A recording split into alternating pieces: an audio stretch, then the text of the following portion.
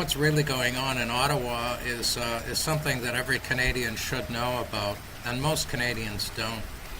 In 2016, a bunch of Canadians, I'm not sure how many were in the group that went over, but a bunch of Canadians in CSIS, the Canadian Secret Service, an arm of them, and I guess as part of the Canadian military, they put together some, what Canada would have tried to achieve was an equivalent of the U.S.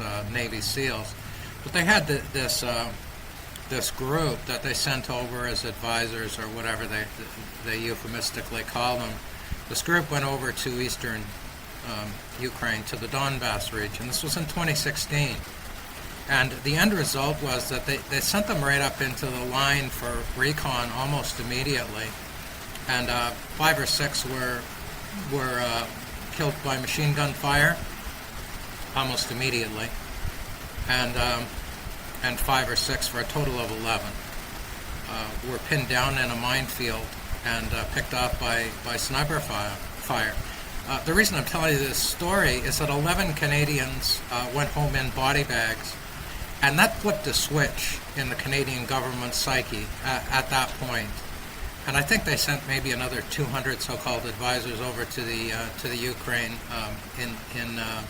after that particular incident happened. But what happened to the Canadian government at that point was that they started looking more closely at these private military contractors, mercenaries by any other definition, I suppose, is what my personal feeling is. And I'm going to say before I start here that everything in that I tell you is my personal opinion based on personal experience and observations. Nothing more than that. But what's happened here is that when Trudeau went into hiding in Tofino, when the truckers went into Ottawa, 2 things happened. One is that he started asking advice of his higher-ups, of the globalists, who are much smarter than him and know what the whole plan is, which I still don't think he does. The other thing is that probably as a result of that call, shortly thereafter, within a couple of weeks, Mark Carney, who used to be the head of the Bank of England and also the Bank of Canada before that, he put out an op-ed to the Globe and Mail, which is a Canadian newspaper, and he basically said that the truckers were seditious. They were trying to overthrow the government, which everybody knows is total nonsense. They're just trying to they're trying to get these mandates removed because they're illegal. But that's what he said, and I knew at that point, I had a sinking feeling, because Mark Carney's no dummy. He may be a soulless, slimy piece of shit, which again is my personal opinion, but he's a smart guy. So as soon as he got in there, I started to think, okay, every time I look at this protest, because I know something's going to happen now that Carney's involved, I'm just assuming that. I don't know that for sure. But I thought to myself, if I was a slimy piece of shit, what would I do? And I knew what I'd do right away, There's a fine line between a sane, rational, decent human being and a slimy piece of shit. So all I had to do was kind of sidestep a little bit, and I was there. If I was Mark Carney, if I was already used to manipulating massive numbers of people, removing their rights and imposing regulations on them, and removing them from my body so they could run their dirty, greasy fingers through the hair of the public that I'm supposed to be protecting, the only thing that I would suggest, the recommendation that I would give to a little shitbag, spineless piece of garbage like Trudeau, is to get private military contractors in. And that's what they did, You don't have to be a rocket scientist. You look at these pictures of these people in different uniforms, and there's 2 subgroups of them. One is the real mercenaries. They're not officially mercenaries, but they're from the private military contractors. They get paid huge money. Their weapons are always, as clean as they can possibly be. And these people, they're older than the average soldiers, but they never look scared, And their posture, it tells you military. If you've ever been in the military, I just did some basic training when I was a kid, but military people stand a certain way, and when they're in little groups, if you're observing them over a period of time, their eyes are always 360 degrees, even if it's casual, even if they're not under threat. But that's who they are. You'll know who they are because they won't have official badging and they won't have their names on the uniforms. And then there's a second subgroup, and these are the shitbags. These are the people that don't have any training. They don't stand like the military does. They do get scared sometimes, and they're psychopaths. They hire them because they're particularly uncivilized and brutish. That's why they hired them. They hired a lot of psychopaths. So when I see these brave Canadian citizens and truckers and whatever standing there, gaslighting and appealing to these people, like you're doing this to your brothers and sisters. No, they're not, because they're not your compatriots, because they're not from this country. They flew them in from Central and South America, from Eastern Europe, from everywhere and anywhere. That's the first thing that happened when Trudeau started getting world-class professional scumbag advice, was to bring in all of these people.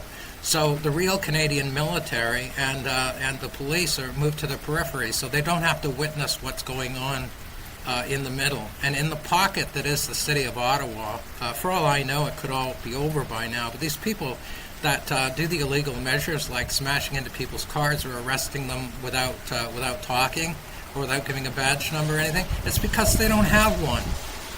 They don't have one. They were brought here to terrorize the public.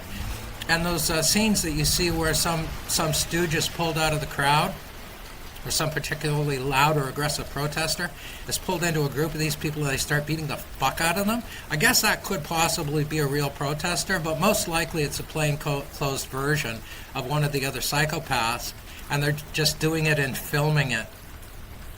They're filming it themselves to terrorize the public, to make them think that that's what their brothers and sisters in the police and the military are doing to their own citizens. And the message they're really sending psychologically is that Canadians have always trusted their military and police forces with good reason. They're brave, awesome men and women that are doing the best they can for their brothers and sisters in Canada.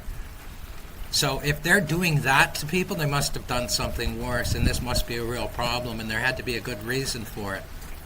And for anybody that's thinking about, flying or driving to Ottawa, they just say, holy fuck, that one had to break his arm or give him a concussion, or maybe he's going to die. And speaking of death, I think that horse incident, that was murder. They could have been Canadians on those horses, absolutely, for sure. But that aside, and God rest her soul, what an awesome person and what a horrible tragedy. But these people that are standing in those lines that don't have military bearing, that have weird colored uniforms with no name tags, yeah, they're there to beat people up. They are absolutely 100%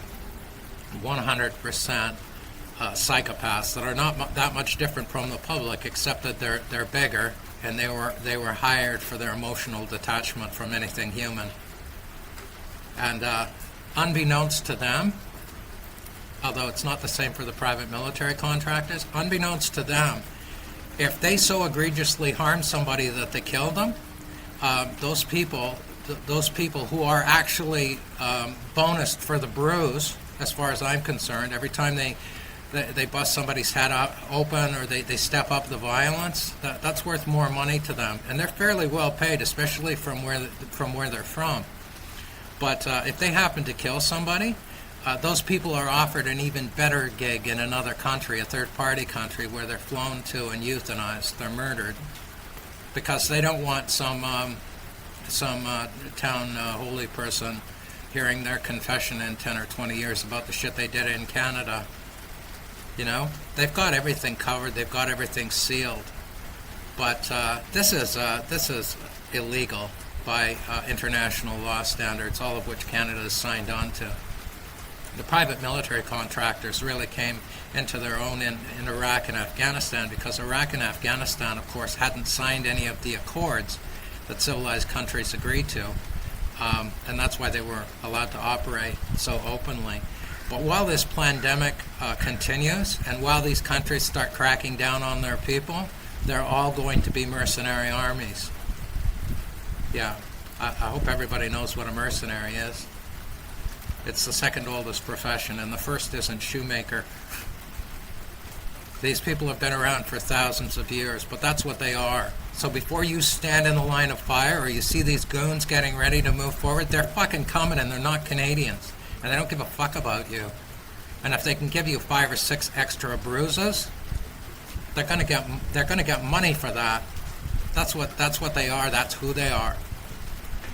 So beware these motherfuckers. And if you're around those professional soldiers, those people that have military bearing, that have the best weapons, that always keep a 360-degree view of the things that are going on, if you run afoul of them or they're around you, you make damn sure of one thing. That if you're doing anything aggressive and they can't see your hands, you're basically just volunteering to be shot. Because they won't think twice about it. They will not think twice. None of these people will. All they want is to get paid, is to complete their mission, get paid, and go home. And whatever comes in between them and that, you bet your ass they'll kill it. So be careful. Be careful. I think Mark Carney's involved, but I can't say that I know that for sure. But this has a cold, calculated psychopath decision-making process written all over it, and he's the most obvious one I can think of. And his letter to the Globe and Mail was a signal that he's involved now, and that's something that people that are there should be aware of. Because Justin Trudeau, you know, he can't take a piss without somebody holding it for him. But a guy like Carney there is extremely fucking dangerous. So please keep that in mind. Sorry to be a downer, but that's the way it really is. Look at their uniforms, look at the way they're standing, look how they interact in groups. And then look at the big picture. All the real police and military are on the periphery, so there's no witnesses in the middle. So they won't implicate themselves. Yeah, it's the real thing. And it's going to spread.